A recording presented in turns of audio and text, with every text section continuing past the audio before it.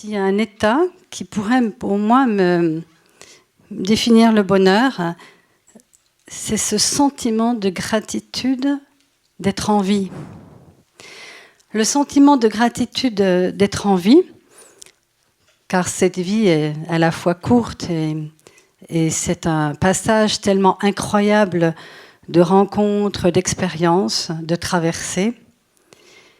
Et que lorsque, effectivement, on traverse et que finalement, on se découvre qu'on a beaucoup plus de courage qu'on ne croit et qu'on a beaucoup plus de force qu'on ne l'imagine, on peut toucher à ce côté éternel, quelque part, de la vie.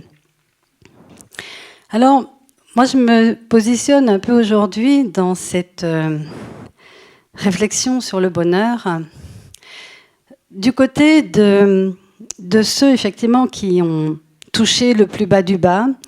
Et je pense notamment à Roger McGowan, noir américain enfermé pendant 30 ans dans les couloirs de la mort.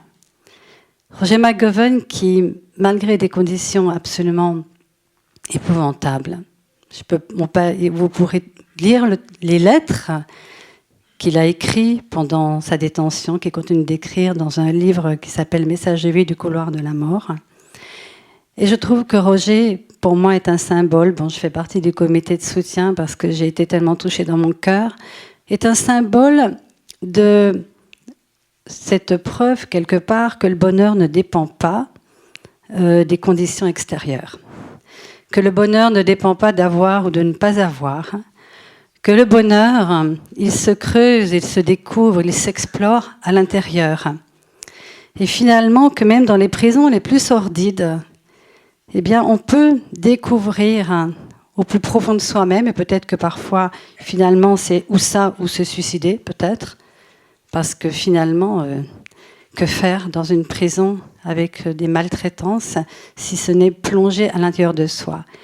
Et lorsque j'ai rencontré Roger McGowan à Houston au mois d'octobre et que je l'ai vu, que j'ai vu son rayonnement, que j'ai vu la lumière dans ses yeux, que j'ai entendu ses éclats de rire, ça m'a touchée tellement plus profondément. On ne peut pas tricher avec la joie, on ne peut pas tricher avec l'énergie.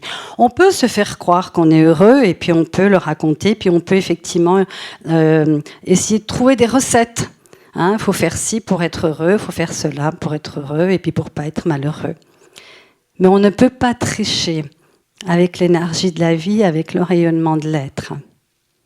Et Roger, ainsi que Viktor Frankl, qui était un survivant des camps de concentration, psychiatre, qui a tellement bien pu parler du choix qu'à un moment donné, nous avons, quelle que soit la circonstance que nous vivons, le choix de mourir dignement et de donner sens aux quelques instants qui peuvent nous rester. Et finalement, nous ici, il nous reste quelques instants. Bien sûr, on est tous en train de mourir, comme l'a très bien dit Ilios. Pour moi, c'est si on n'oubliait pas qu'on est tous en train de mourir, est-ce qu'on ne profiterait pas plus intensément de cette vie qui nous est donnée ?